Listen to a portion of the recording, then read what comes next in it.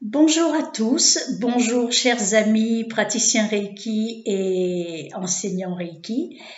Aujourd'hui, je vais vous proposer une petite vidéo relativement courte suite à la demande de Marie-Noël. Bonjour Marie-Noël. Marie-Noël m'avait laissé un commentaire sous ma vidéo précédente me demandant d'expliquer les différences de ressenti lorsque nous donnons du Reiki à quelqu'un, les différences qu'il y a entre nous et le receveur, ce que nous ressentons et ce que le receveur ressent. Eh bien, j'avais promis de faire cette petite vidéo, alors voilà, je suis prête aujourd'hui. Que la question à se poser, c'est que sommes-nous lorsque nous donnons une séance de Reiki à quelqu'un? Que sommes-nous? Et je dis bien que sommes-nous plutôt que qui sommes-nous, car voyez-vous, il y a une attitude à avoir lorsque nous donnons du Reiki à quelqu'un, c'est celle d'être un canal pour l'énergie Reiki, d'être un canal Reiki. Donc, à partir de là, il y a différentes choses qui peuvent se passer. Lorsque nous avons l'attitude correcte, l'attitude juste d'être un canal Reiki, on ne peut quand même pas nier les ressentis que nous avons, qu'ils soient physiques ou non physiques, émotionnels par exemple. Eh bien, lorsque nous posons les mains sur quelqu'un, l'énergie Reiki passe par nous pour aller vers le receveur.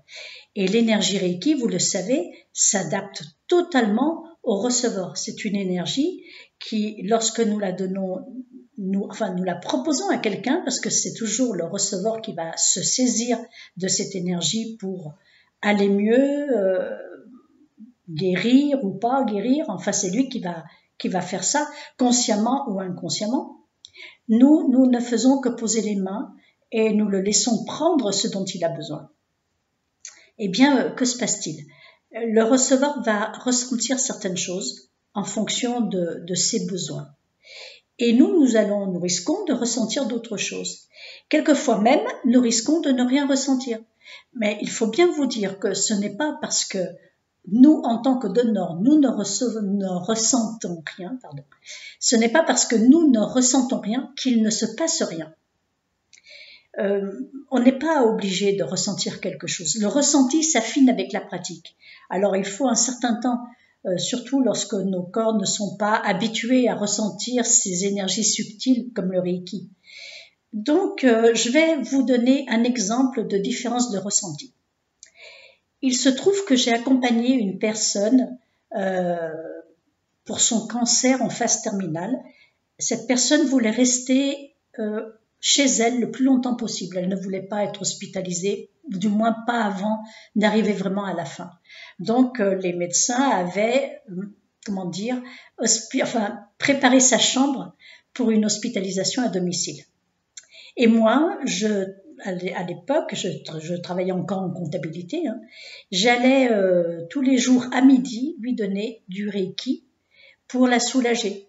Parce que la chance que nous avions, elle et moi, c'est qu'elle n'habitait pas très loin de mon travail. Donc j'allais tous les jours à midi lui donner du Reiki. Cette personne avait un cancer du pancréas en phase terminale. Et je me souviens de ma première réaction, mon premier ressenti quand je suis allée chez elle et que j'ai posé mes mains, j'étais dans l'ignorance la plus totale de ce que je devais faire. À ce moment-là, il faut se fier à son intuition. Je ne savais pas si je devais faire un protocole, la séance protocolaire en posant mes mains sur ses yeux, ses tempes, derrière la tête, comme on nous l'enseigne, ou si je devais poser mes mains quelque part, me laisser guider et voir ce qui se passerait.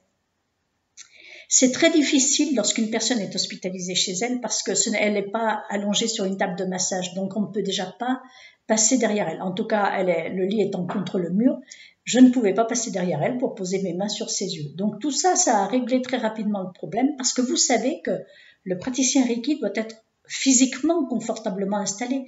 Si la séance doit durer longtemps et que vous vous cassez le dos, les cervicales ou vous vous tordez les bras pour faire le protocole, il n'y a vraiment aucun intérêt. Vous ne devez pas être dans un mal-être pour donner une séance de Reiki. Vous devez être bien, au moins, dans votre position physique. Donc, je suis arrivée chez elle sans trop savoir ce que j'allais faire. Et comme on m'avait dit que c'était un cancer du pancréas, je me suis dit, tiens, je vais poser mes mains là. Et j'ai posé mes mains du côté gauche de son corps, c'est-à-dire au niveau, vous savez où se situe à peu près le pancréas, la rate, au niveau de l'estomac du côté gauche. J'ai posé mes mains là et ce que j'ai ressenti au niveau de mes mains, ça a été une chaleur extraordinaire, quelque chose de très très chaud, presque à la limite de la brûlure. Vous voyez, ça brûlait pas, je peux pas dire que j'aurais enlevé mes mains parce que ça me brûlait, mais presque à cette limite-là. Et il s'est passé quelque chose de très bizarre. Bon, elle était très affaiblie, cette dame, très affaiblie, donc elle n'était pas dans le coma, mais bon, elle n'ouvrait pas les yeux et elle ne parlait pas trop. Et ce qu'elle a fait, c'est qu'elle a pris mes mains au bout d'un certain temps et elle les a posées ailleurs et elle les a reposées ailleurs. Et là, je me suis laissée faire. Je l'ai laissé faire. En fait, mes mains sont un outil, sont un instrument avec lequel je travaille. Si elle, cet outil-là, cet instrument-là, elle avait besoin de le poser sur son estomac, sur son ventre, sur sa poitrine, sur sa gorge, sur sa tête ou ailleurs, c'était pas à moi de décider. Donc, en toute humilité, si on peut dire, étant donné que j'étais dans l'ignorance et que je reconnais très bien volontiers mon ignorance lorsqu'elle se présente, je l'ai laissé faire. Donc, ça a duré à peu près une demi-heure ou trois quarts d'heure jusqu'à ce qu'elle me dise merci d'une voix très faible. Et à ce moment-là, elle m'a donné son ressenti à elle, que je ne lui avais pas demandé, parce que moi je pensais que comme moi, elle ressentirait de la chaleur. Et elle m'a dit, merci, ça m'a fait beaucoup de bien, parce que ça m'a beaucoup rafraîchi. Je ressentais du froid partout où tu posais tes mains. Je ne posais mes mains nulle part, puisque c'est elle qui les prenait pour les poser. Moi, je ressentais une forte chaleur, et elle ressentait de la fraîcheur. Donc c'est extraordinaire, c'est vraiment merveilleux parce que du coup, moi j'avais le ressenti de ce qui se passait dans son corps à elle avec ce grand mouvement de décomposition qu'était le cancer, enfin ses organes à cause du cancer, et elle avait besoin de fraîcheur pour que ça l'apaise. Elle avait besoin d'énormément de fraîcheur et donc c'est ce qu'elle a obtenu. Voilà, ça m'a servi de leçon. De leçon dans le sens où quand on ne sait pas quoi faire, on se laisse porter et on ne cherche pas à ressentir forcément quelque chose. Si le ressenti que j'ai et le ressenti qu'a le receveur sont différents, c'est qu'il y a une excellente raison à cela. Et ce qui importe dans tous les cas, c'est le ressenti du receveur et peu importe ce que nous ressentons. Nous ne devons pas absolument chercher à ressentir quelque chose. Parce que si nous cherchons à ressentir quelque chose, nous allons être dans le « je veux faire quelque chose ». Or, quand on est praticien Reiki, que l'on va donner une séance de Reiki à quelqu'un d'autre, je ne suis pas dans le « je veux faire quelque chose », je suis dans le « être quelque chose ». Et en l'occurrence, être un canal pour le Reiki, pour le plus grand bien du receveur. Lorsque je donne une séance au receveur.